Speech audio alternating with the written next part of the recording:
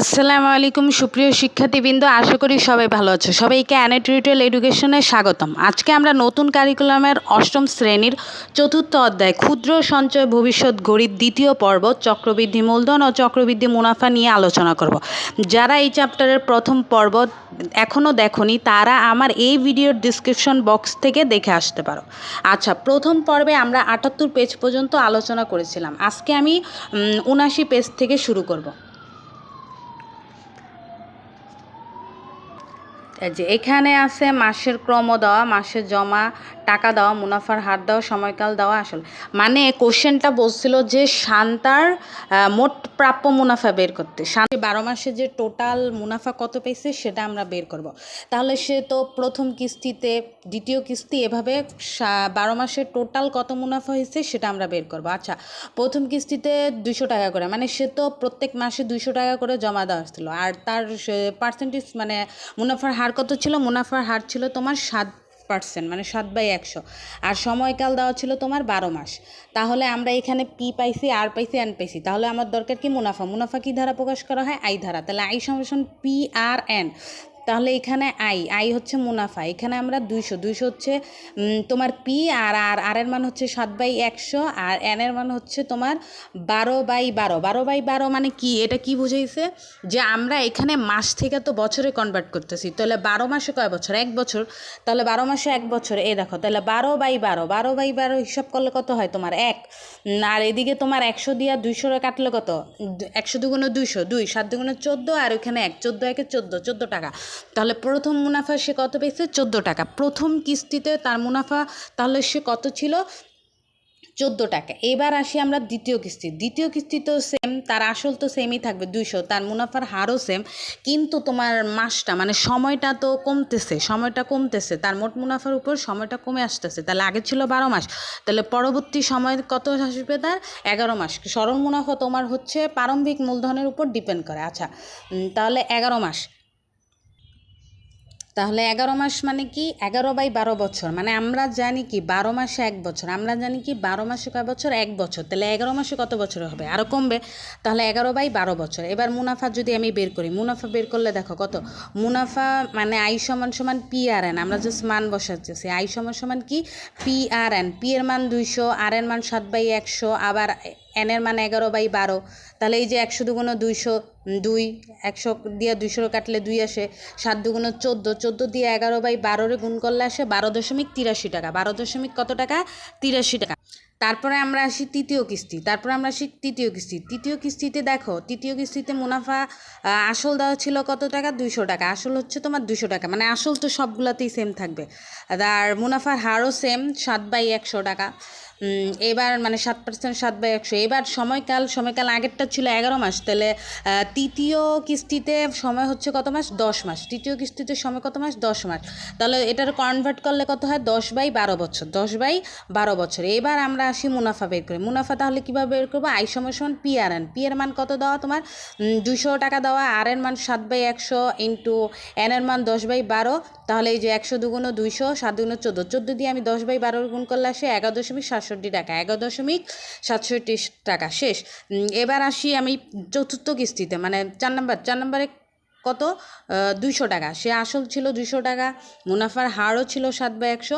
1 মাস কমতেছে, এখন হচ্ছে তোমার 9 মাস। 9 মাসের যদি আমি বছরে কনভার্ট করি তাহলে কত আসবে? 9/12 বছর। এবার মুনাফা বের করলে হচ্ছে মুনাফা আই সমান পি আর এন। পি এর মান হচ্ছে তোমার 200, আর এর মান 7/100 ইন্টু, আর এন এর মান হচ্ছে তোমার 9/12। তাহলে এটাকে যদি আমি কাউন্ট করি, 200 দিয়ে 100 গুণ করলে তো 100 দুগুণে 200, 7 করলে হচ্ছে তোমার 10.50 টাকা। কত আসে? 10.50 টাকা।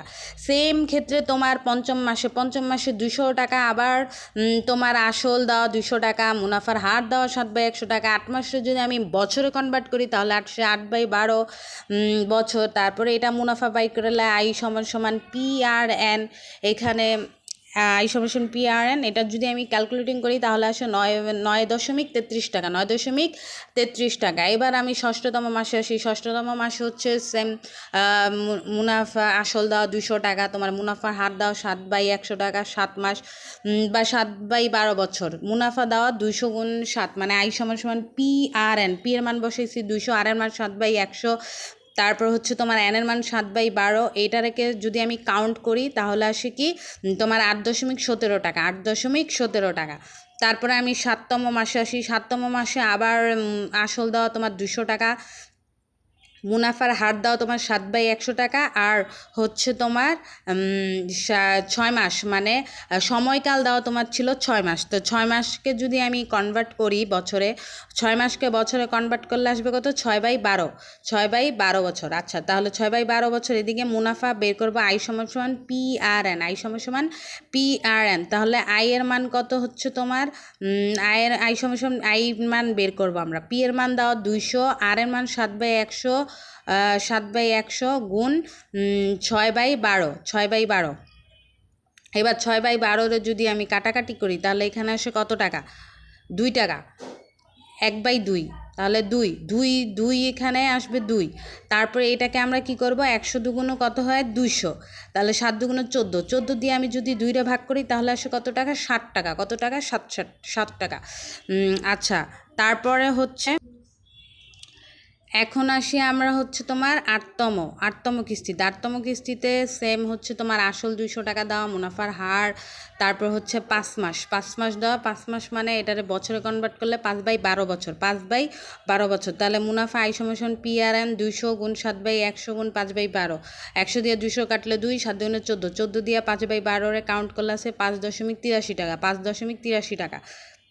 তারপরে আমরা আসি 9 নাম্বার কিস্তি। 9 নাম্বার কিস্তিতে আসল হচ্ছে তোমার 200 টাকা, 7/100, তাহলে 4 মাস। এবার কমতে থাকে, আগেরটা ছিল 5 মাস, এবার হচ্ছে 4 মাস। 4 মাসটা যদি আমি বছরে কাউন্ট করি তাহলে 4/12 বছর, 4/12 বছর। মুনাফা হচ্ছে তোমার আই সমান PRN, আয়ের মান বের করবো আমরা। তাহলে পি এর মান দেওয়া 200, আর হচ্ছে তোমার আর এর মান দেওয়া 7/100, আর 4/12। তাহলে 4/12 কাউন্ট করলে আসে তোমার 1/3, আর এদিকে আসে তোমার 200 দিয়ে 100 কাউন্ট করলে আসে 2, 7 দুগুণে 14, 14 দিয়ে তুমি 3 ভাগ করো, 14 দিয়ে তুমি 3 ভাগ করলে 4.67 টাকা, 4 কত টাকা, 67 টাকা।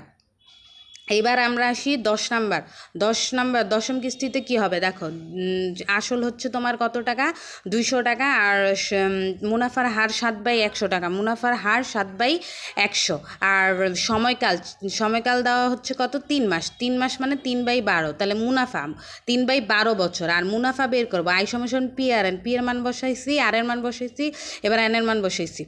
এবার এটাকে যদি আমি কাউন্ট করতে চাই তাহলে দেখো, 12 দিয়ে 3 যদি আমি ভাগ করি তাহলে 12 দিয়ে 3 ভাগ করলে আসে হচ্ছে তোমার 3 4 12, মানে 1/4, 1/4।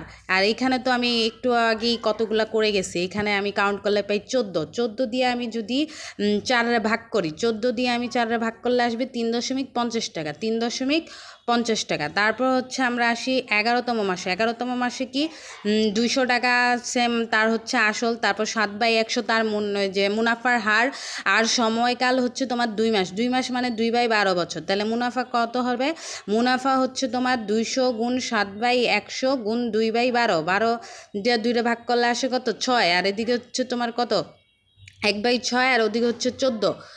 চলে 14 দিয়া তোমার 1/6, মানে 6কে 14 দিয়া 6কে ভাগ করলে আসে 2.33 টাকা, কাউন্ট করলেই পাবা। আচ্ছা, তারপর আসি 12তম মাসে। 12তম মাসে আবার সেম তোমার 200 টাকা দেওয়া হচ্ছে আসল, মুনাফার হার দেওয়া 7/100। এবার হচ্ছে 1 মাস, মানে আমরা তো জানি 12 মাসে 1 বছর, তাহলে 1 মাসে আরও কম, তাহলে 1 মাসে হচ্ছে 1/12 বছর, 1/12 বছর। তাহলে আই সমান PRN, পি এর মান হচ্ছে 200, আর এর মান 7/100 গুণ এন এর মান 1/12, তাহলে কত আসে, এটারে কাউন্ট করলে আসে 1.17 টাকা, 1.17 টাকা। এবার এগুলো সব আমার কি করতে হবে, যোগ করতে হবে। এগুলো সব যোগ করলে আমরা পাবো 91 টাকা। আচ্ছা, তাহলে মোট প্রাপ্য মুনাফা আমি শান্তার কত পেয়েছি, 91 টাকা। মোট প্রাপ্য মুনাফা কত পেয়েছি, 91 টাকা।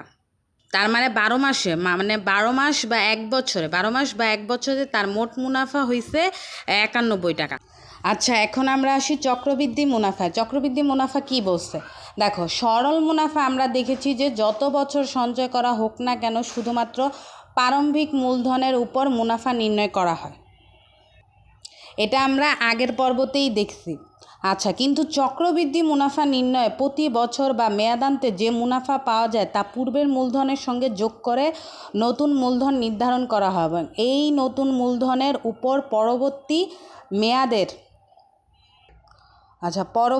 মেয়াদের মুনাফা নির্ণয় করা হয়।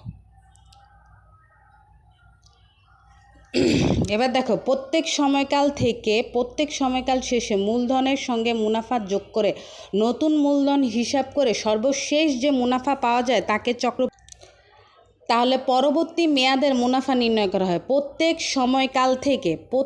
সময়কাল শেষে মূলধনের সঙ্গে মুনাফা যোগ করে নতুন মূলধন হিসেব করে সর্বশেষ যে মুনাফা পাওয়া যাবে তাকে বলা হবে চক্রবৃদ্ধি মুনাফা। চক্রবৃদ্ধি মুনাফাকে সি প্রতীক দ্বারা প্রকাশ করা হয়।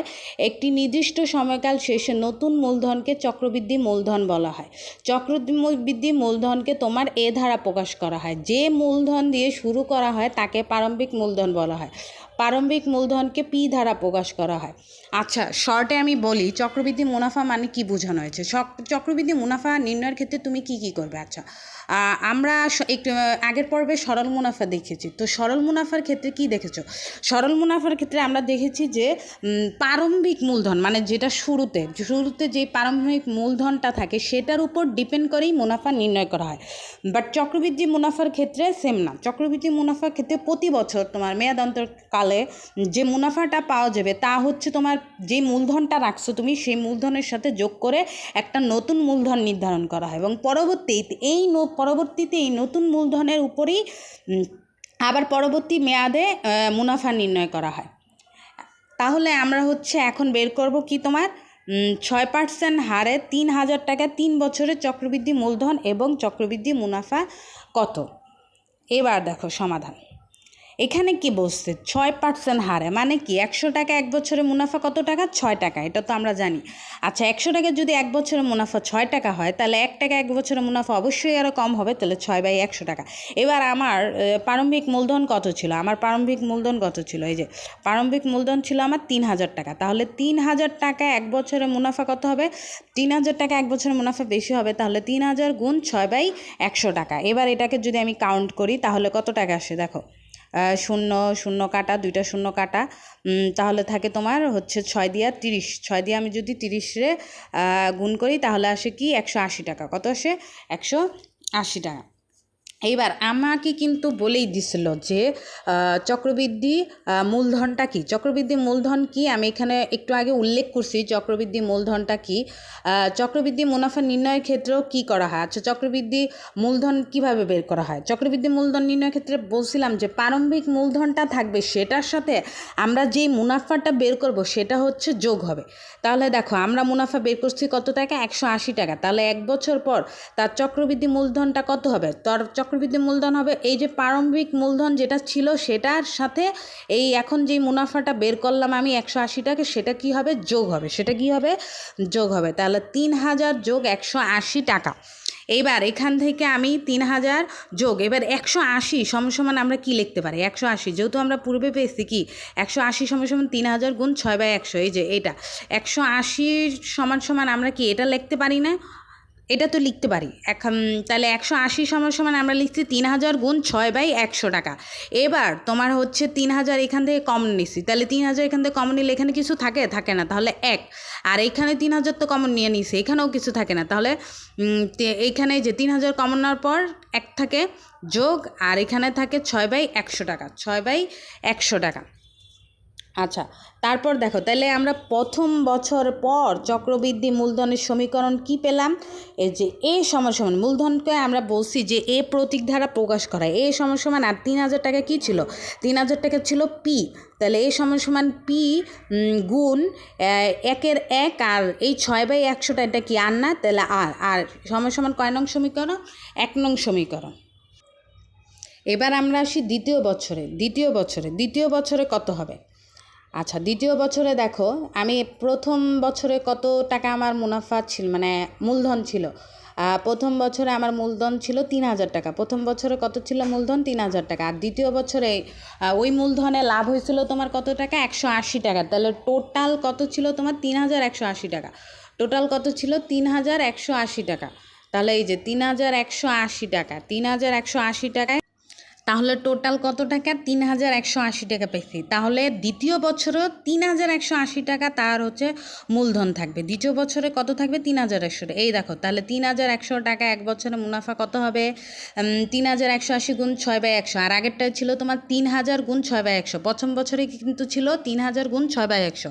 আর দ্বিতীয় বছরে যেহেতু মুনাফা পাইছে, তাহলে ওটার সাথে যোগ হওয়ার পর হয়েছে 3180। তাহলে 3180 টাকা এক বছরের মুনাফা, তার 3180 গুণ 6/100 টাকা। তাহলে 2 বছর পর চক্রবৃদ্ধি মূলধন কত হবে? চক্রবৃদ্ধি মূলধন হবে 3180 যোগ 3180 গুণ 6/100 টাকা। মানে হচ্ছে তার দ্বিতীয় বছরে চক্রবৃদ্ধি মূলধন মুনাফা প্লাস হচ্ছে তার যে প্রারম্ভিক মূলধনটা ছিল, মানে প্রারম্ভিক মূলধনের সাথে যেটা যোগ করা হয়েছিল প্রথম বছরে। আচ্ছা, তাহলে 3180 গুণ 1 যোগ 6/100। এখানে দেখো, এখানে আবার হচ্ছে আমি কি করছি, এখান থেকে 3000 নিছি, 3000 কমন 3000 নেওয়ার পর হচ্ছে 1 যোগ 6/100। তাহলে বাকি থাকে কত? 80। 80 মানে এর আগেরটাতে আমরা 80 সমান সমান কী লিখছিলাম? 80 সমান সমান 1 যোগ 6/100 টাকা লিখছিলাম না? তো সেটাকে আমরা ভেঙে দিছি। তাহলে এখানে দেখো হচ্ছে 3000 গুণ এই দুইটা থেকে আমরা কি একসাথে করে স্কোয়ার দিয়ে দিছি। তাহলে এটার কাউন্ট করলে আসে তোমার 3370.80 টাকা। আচ্ছা, এখন আমরা সেটা এই যে এখানে বলে দিছিল, দেখো চক্রবৃদ্ধি মূলধন সমান পূর্বের মূলধন যোগ মুনাফা। যেহেতু আমি পূর্বে পেয়েছি 3180, তার মানে 3000 গুণ 1 যোগ 6/100। এবার 2 নং সমীকরণ থেকে দ্বিতীয় বছর পর চক্রবৃদ্ধি মূলধন কত লেখা যায়? এ সমান পি ইন্টু 1 যোগ এই যে দেখো আর 6/100 আর না, তাহলে আর এর উপর এই যে স্কোয়ার। তাহলে এটা আমাদের কত আচ্ছা, কয় নং সমীকরণ? 3 নং সমীকরণ। এইবার আমরা আসি তৃতীয় বছরে। তৃতীয় বছরে কি দেখো, তৃতীয় বছরে সেম আগের মতো প্রত্যেকবার হচ্ছে মুনাফা যোগ হয়ে তোমার কি হবে? মূলধনটা বাড়বে। তাহলে তৃতীয় বছরে তোমার মূলধন কত? 3370.80 টাকা। এক বছরের মুনাফা তোমার হচ্ছে 3370.80/6/100 টাকা। আচ্ছা, তাহলে 3 বছর পর চক্রবৃদ্ধি মূলধন কত হবে? 3 বছর পর চক্রবৃদ্ধি মূলধন হবে এই যে এটার সাথে, মানে এই মূলধনের সাথে কত যোগ হবে? 3370.80 গুণ 6/100 টাকা। এই দ্বিতীয় বছর আমরা যেভাবে করছি তৃতীয় বছরও ঠিক সেভাবে। এবার দেখো 3370.80 সাথে আমরা কি গুণ করছি? তাহলে এখানে হচ্ছে তোমার 3370.80 যদি আমি ভাঙাই, তাহলে আসে তোমার 3000 গুণ 1 যোগ 6/102 স্কোয়ার। আর এক্সট্রা থাকে তোমার আরও 80 মানে হচ্ছে 180, আরও এক্সট্রা থাকে 180 মানে 1 যোগ 6/100 টাকা। তাহলে টোটাল হলো কত টাকা তোমার? 3000 গুণ এই 1 যোগ 6/100, এখানে আছে স্কোয়ার আর এখানে আছে একটা, তাহলে টোটাল হলো কয়টা? 3টা। এটা যদি আমি কাউন্ট করি তাহলে আসে 3573.05 টাকা। তাহলে 3 বছর পর চক্রবৃদ্ধি মূলধন কত পাইলাম? 3573.5 টাকা। এবার আমি যদি মুনাফা বের করি, তাহলে আমি হচ্ছে এই 3 বছর পর যদি আমি চক্রবৃদ্ধি মূলধন এত পাই, তাহলে মুনাফা কত পাবো? এই 3 বছরের মোট মূলধন যত হয়েছে তার থেকে আমি যদি প্রারম্ভিক মূলধনটা বাদ দেই, তাহলে আমি কত পাবো? মোট মুনাফাটা পেয়ে যাব। 3 বছর পর মুনাফা কত হয়েছে? 573.5। তাহলে 4 নং সমীকরণ থেকে আমি কি লিখতে পারি? এ সমান পি গুণ 1 যোগ 4 কিউব। আচ্ছা, এই যে দেখো এই সমীকরণটা থেকে, এই এই যে 3000 মানে হচ্ছে পি আর গুণ 1 যোগ 6/100, মানে আর এর মানটা দেওয়া ছিল না, আর এই যে উপরে কিউব মানে 3। তাহলে হচ্ছে তোমার এটা হচ্ছে 5 নম্বর সমীকরণ। এখন আমার কি বলছে? এখন উপরে বর্ণিত প্রথম, দ্বিতীয়, তৃতীয় বছরের চক্রবৃদ্ধি মূলধন নির্ণয় 1, 3, 5 নম্বর সমীকরণ 3টি প্যাটার্ন ভালো করে লক্ষ্য করো। তুমি কি এপি আর সময়কালের সংখ্যা এন পরিবর্তনের মধ্যে কোনো সম্পর্ক খুঁজে পাও? তোমার উত্তরে প্রদত্ত ছক লিখো। হ্যাঁ, আমি এপি আর এবং সময়কাল সংখ্যার এন পরিবর্তনের মধ্যে সম্পর্ক খুঁজে পাই। সম্পর্কটা কি? তোমার এই যে সম্পর্কটা কি দেখো, আমরা কি পাইছিলাম? মূলধন সমান আসল 1 এক যোগ আর মুনাফার হার আর সময়ের সাথে সম্পর্ক পাইছি। তাইলে সূত্রটা কি হতে পারে, সম্পর্কটা কী হতে পারে, এ সমান সমান পি গুণ এক যোগ আর এন, এ সমান সমান পি গুণ এক যোগ আর হল এন। এখন তোমরা নিশ্চয়ই লক্ষ্য করছো যে তিনটি সমীকরণ দেখতে প্রায় একই, শুধু সূচকের মানে পরিবর্তন হয়েছে এবং এই সূচকের মানের সঙ্গে এনের একটি সম্পর্ক রয়েছে। হ্যাঁ, কারণ প্রথম বছরে এনের মান 1, আবার দ্বিতীয় বছরে এনের মান হচ্ছে 2, তৃতীয় বছরে এনের মান 3, এভাবে হচ্ছে বাড়তে থাকে। তাহলে এনের একটি সম্পর্ক আছে। এই সমীকরণগুলো পর্যবেক্ষণ করে তুমি কি উদাহরণ 6 অনুসারে আমার পঞ্চম বছরের চক্রবৃদ্ধি মূলধন নির্ণয় করতে পারবে? তাহলে তোমাদেরকে কী বার করতে বলছে, পঞ্চম বছরের চক্রবৃদ্ধি মূলধন নির্ণয় করতে পারবে কিনা। তাহলে নিচের ফাঁকা অংশ সমাধান করে শিক্ষকদের দেখো, এই যা এখানে ফাঁকা অংশটা দেখো পূরণ করা হয়েছে। আমরা তো সূত্র জানি এ সমান সমান পি এক যোগ আর এন, তাহলে এখানে পি এর মানও তো আমরা জানি 3000, তারপর হচ্ছে 1 এবার আর এর মান হচ্ছে 0.06, কিন্তু এন এর মান আমাকে বলে দিছে এন এর মান কত পঞ্চম বছরে। এই যে দেখো এন এর মান কত পঞ্চম বছরে কত হবে, তো এন এর মান পঞ্চম বছর, তাহলে 5 বছর মানে এন এর মান হবে 5। এখন এন এর মানটাই চেঞ্জ হয়, এন এর মানটাই কী হবে, চেঞ্জ হবে। আমরা আগে তো দেখছিলাম সূচকের পরিবর্তন হয়েছে। তাহলে 3000 গুণ এক যোগ পঞ্চম বছরে চাইছে এর জন্য পঞ্চম হয়েছে, দ্বিতীয় বছর চাইতো দ্বিতীয় হইতো, তৃতীয় বছর চাইলে 3 হইতো, এভাবে। তাহলে 3000 গুণ এক যোগ 0.6, এটাকে 5, সূচক হচ্ছে তোমার 5, এটাকে যদি আমি কাউন্ট করি 1.06 টু দ্য পাওয়ার 5 কাউন্ট করলে আসে 1.34, তারপর এটার সাথে 3000 গুণ করলে আসে 4020 টাকা, কি আসে 4020 টাকা। তাহলে আমরা চক্রবৃদ্ধি মূলধন বা চক্রবৃদ্ধি মুনাফার সূত্র কি পেলাম, চক্রবৃদ্ধি মূলধনের সূত্র পেলাম এ সমান সমান পি এক যোগ আর এন, এটা মুখস্থ করে ফেলবা। আমরা এটা সূত্র পেয়েছি যে এ সমান সমান পি এক যোগ আর এন, আর মুনাফার সূত্র কি পেলাম, সি সমান সমান এ মাইনাস পি, সি সমান সমান এ মাইনাস পি। এবার মানটা বসায় দেখো কি হয়, সি সমান সমান এর মানটা এই যে একটু আগে এর মানে চক্রবৃদ্ধি মূলধন, তাহলে এটা কি ছিল পি এক যোগ আর এন মাইনাস পি, তাহলে এই যে সূত্রটা হবে লাস্টে কি পি এক যোগ আর এন মাইনাস 1। এটা হচ্ছে তোমরা চক্রবৃদ্ধি মুনাফা ও চক্রবৃদ্ধি মূলধনের ম্যাথ করতে পারবে। আচ্ছা, এখানে দেখো ভালো করে লক্ষ্য করো, 7% হারে 20,000 টাকা 5 বছরের চক্রবৃদ্ধি মূলধন কত। আগে আমি বলছিলাম আগে কি কি দেওয়া আছে সেটা আমরা সাইডে লিখে নিব, আগে কি কি দেওয়া আছে সেটা লিখব। 7% হারে এখানে বুঝেই যাইতেছে মুনাফার হার দেওয়া আছে, মুনাফার হার 7% মানে 7/100, 7/100 কাউন্ট করলে আসে 0.07 টাকা। আর প্রারম্ভিক মূলধন কত ছিল তোমার, পি প্রারম্ভিক শুরুতে কত ছিল তোমার, পি দেওয়া কত 20,000 টাকা, কত টাকা 20,000 টাকা, এই যে পির মান 20,000 টাকা। আর সময় কত দেওয়া তোমার 5 বছর, তাহলে সময় 5 বছর, এই যে সময়কাল আমি 5 বছর। আগে কি কি দেওয়া আছে সেটা আমরা সাইডে লিখলাম। আর চক্রবৃদ্ধি মূলধন কি চাইছে, চক্রবৃদ্ধি মূলধন চাইছে এ সমান সমান হোয়াট, এটা আমরা জানি না, এটা এখন আমরা বের করব। তাহলে আমরা একটু আগে সূত্রগুলা পড়ছি, সূত্রগুলা কি ছিল, চক্রবৃদ্ধি মূলধন বের করতে হলে কোন সূত্র ইউজ করতে হবে, চক্রবৃদ্ধি মূলধনের সূত্র ইউজ হচ্ছে তোমার এ সমান সমান পি এক যোগ আর এন, এ সমান সমান পি এক যোগ আর এন। এইখানে এর মান বসাইছি আমি 20,000 টাকা, সরি এখানে পি এর মান বসাইছি 20,000 টাকা গুণ এক যোগ আর এন, মানে আর এন মান বসাইছি 0.0 টাকা, তারপর এটার উপরে পাওয়ার কত হচ্ছে তোমার 5, তাহলে 2000 গুণ এক যোগ 0.07 কাউন্ট করলে কত হয় 1.07, আর এটার উপরে কত দিব, তাহলে 20,000 গুণ 1.39 টাকা, 1.39 টাকা। এখন সেটাকে আমরা যদি গুণ করি তাহলে আসে 2,000, এটাকে আমরা কাউন্ট করলে আসে 27,800 টাকা, 27,800 টাকা। আচ্ছা, এবার আমরা যাই প্রারম্ভিক মূলধন নির্ণয়, প্রারম্ভিক মূলধন মানে কিসের মান চাইছে, পি এর মান, কিসের মান চাইছে, পি এর মান। আচ্ছা, আমরা এখন কোশ্চেনটা পড়বো, কোশ্চেনটাতে কি বলছে, উদাহরণ 8 দেখো, প্রারম্ভিক মূলধন কত হলে 13% হারে 5 বছরের চক্রবৃদ্ধি মূলধন 20,000 টাকা হবে। তাহলে কি কি দেওয়া আছে, আমি বলছি আগে কি কি দেওয়া আছে আমরা সেটা লিখবো আগে। তাহলে এখানে চক্রবৃদ্ধি মূলধন দেওয়া আছে, কি দেওয়া আছে আগে, চক্রবৃদ্ধি মূলধন এর মান দেওয়া আছে, বলেই দিচ্ছে দেখো চক্রবৃদ্ধি মূলধন 20,000 টাকা হবে, তাহলে এর মান হচ্ছে 20,000। আর মুনাফার হার কত পার্সেন্ট হারে 13%, তাহলে 13% মানে 0.13। আর সময়কাল মানে হচ্ছে এন সমান সমান 5 বছর। এইবার আমি হচ্ছে কাউন্ট করব পি এর মান, পি এই পাশে নিয়ে আসবো, পি কি এই পাশে নিয়ে আসবো, তাহলে এ উপরে চলে যাবে আর নিচে আসবে এক যোগ আর এন, তাহলে দেখো এর মান বসাইছি, আর নিচে হচ্ছে একের এক, আর এর মান আসছে 0.13। এই পুরাটার উপরে হোল হচ্ছে তোমার 5, এই পুরাটার উপরেই 5। তাহলে উপরে হচ্ছে তোমার 20,000 টাকা, আর নিচে হচ্ছে 1.13।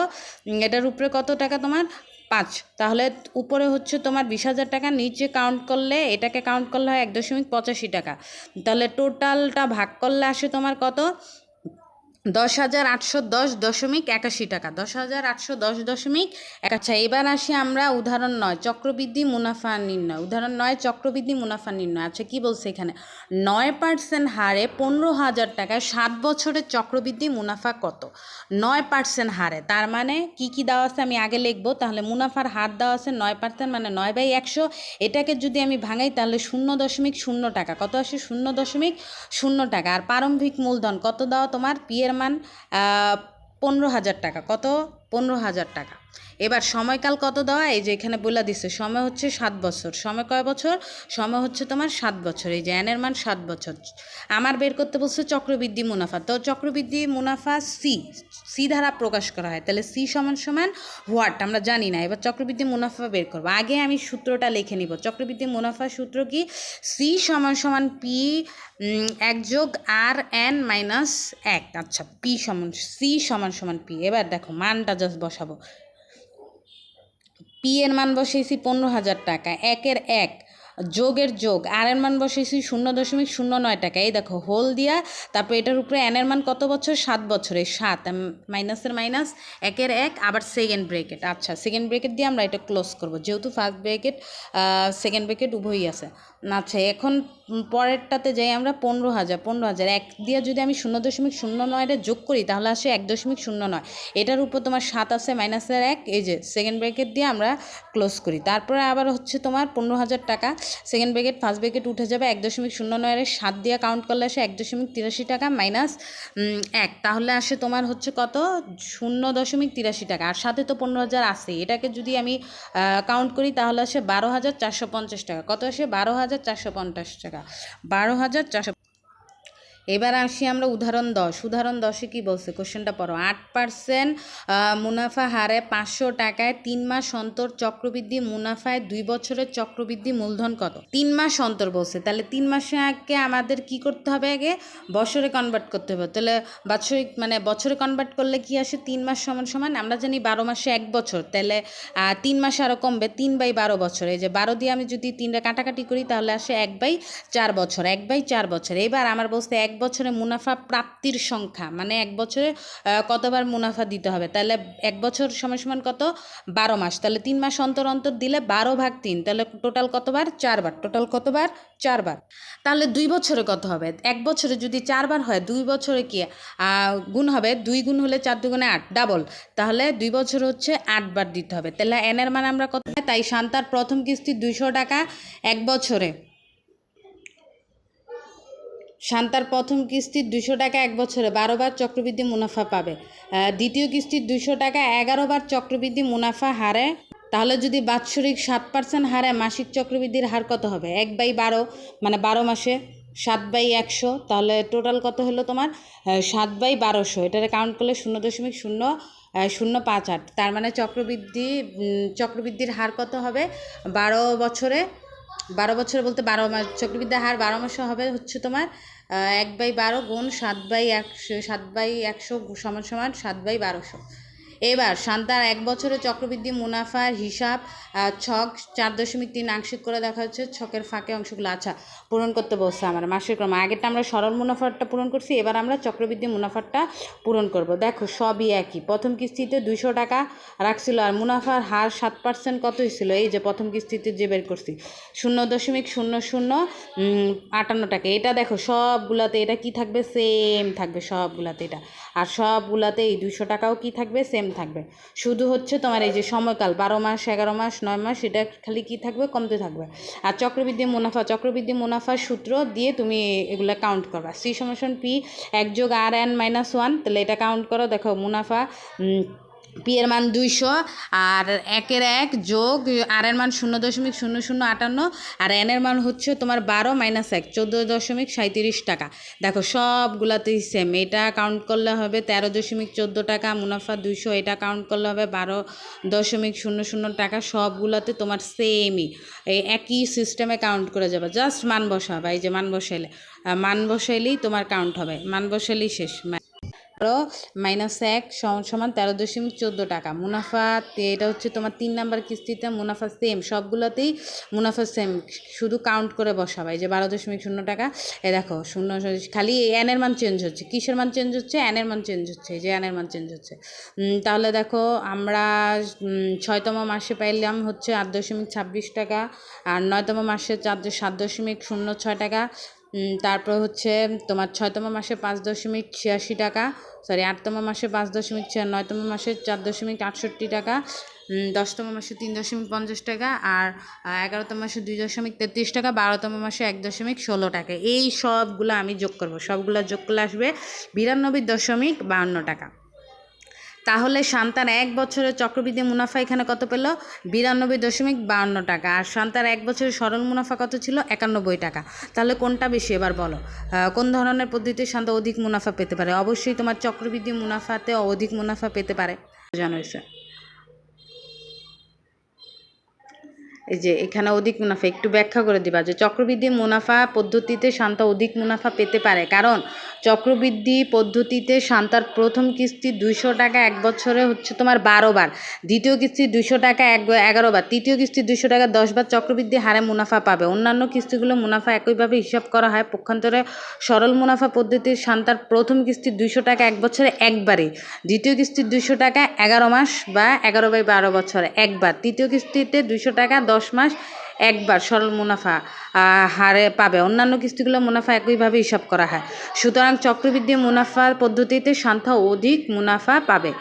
চক্রবৃদ্ধি মুনাফার ক্ষেত্রে শান্তা কী পাবে? অধিক মুনাফা পাবে। আর এখানে বলতে ক্ষুদ্র ব্যবসায় লাভ ক্ষতি, তা লাভ কি? বিক্রয় মূল্য থেকে ক্রয় মূল্য বাদ দিলে যা অবশিষ্ট তাকে কি বলা হয়? লাভ বলা হয়।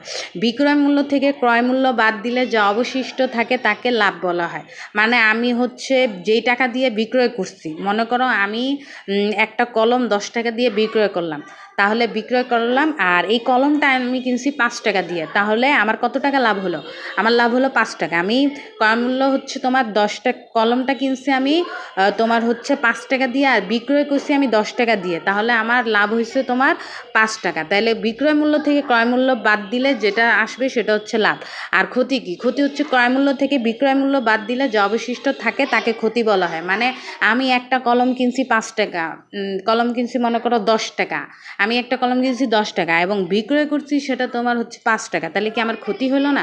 তা ক্রয় মূল্য থেকে বিক্রয় মূল্য বাদ দিলে ক্ষতি, আর বিক্রয় মূল্য থেকে ক্রয় মূল্য বাদ দিলে কি?